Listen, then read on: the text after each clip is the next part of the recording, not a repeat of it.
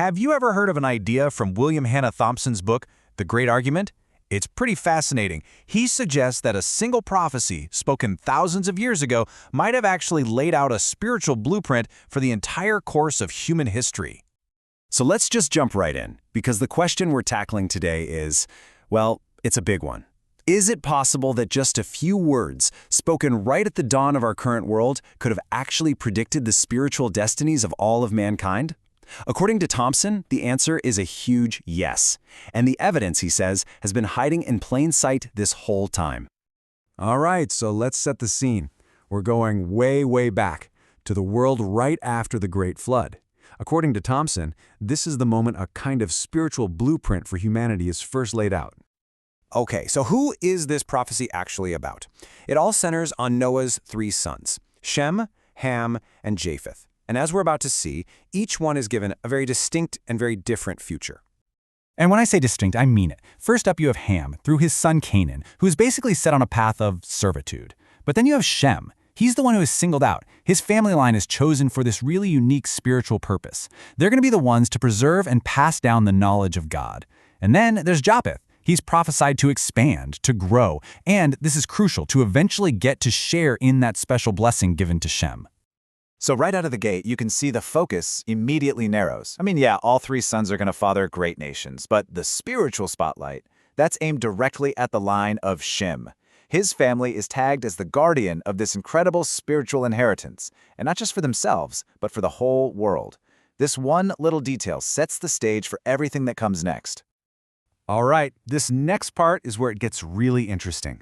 We're going to zoom in on what Thomson calls the central clue, a short, kind of mysterious phrase that he believes unlocks this entire thing.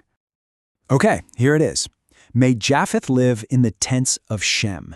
Now, your first thought might be, okay, that sounds like a conquest, right? Like Japheth's people are going to move in and take over Shem's land. But Thomson says, hold on a second. That's a total misreading of how people thought and lived back then. And this right here, this is the interpretive key that unlocks it all. See, in that ancient patriarchal world, a tent wasn't just some canvas shelter, it was your home. So to be invited to dwell in someone's tent wasn't an act of war, it was the exact opposite. It was this profound act of welcome and inclusion. It meant you were being brought into the family, basically adopted, and given a full share in all the family's inheritance and blessings. So this prophecy, it's not about land, it's about spiritual adoption. So, you have this very specific blessing for Shem's family and an invitation for Japheth to join in. But how does that become a blessing for the entire world? Well, the next piece of the puzzle shows up a few generations later with a man named Abraham who just happens to be a descendant of Shem. And this is the moment the whole thing just blows wide open. The promise that was kind of contained within the tents of Shem is now explicitly for all families of the earth. It's like the whole point of giving Shem's line this special inheritance was never to keep it locked away, but for it to eventually become a source of blessing for absolutely everyone. So you can see this beautiful logical progression taking shape, right? It kicks off with step 1, the prophecy, where Shem's line gets this unique spiritual blessing. Then, sometime later, comes step 2, the promise, where God tells Abraham, hey, that blessing is going to be for everybody. And that just perfectly sets the stage for step 3, the fulfillment, where this amazing spiritual inheritance becomes accessible to all. And now we get to the heart of it. This is where Thomson ties all these ancient threads together and points to what he sees as the ultimate, dramatic fulfillment of this ancient prophecy. Okay, so let's just quickly run through the argument one more time. Noah's prophecy sets Shem's family apart for a special spiritual purpose. The phrase dwelling in the tents of Shem isn't about conquest, it's about a spiritual welcome. Then, the promise to Abraham makes that blessing global. It's like we're watching a path being laid out over thousands of years, all pointing toward one single conclusion. And here it is. This is the absolute core of Thomson's great argument.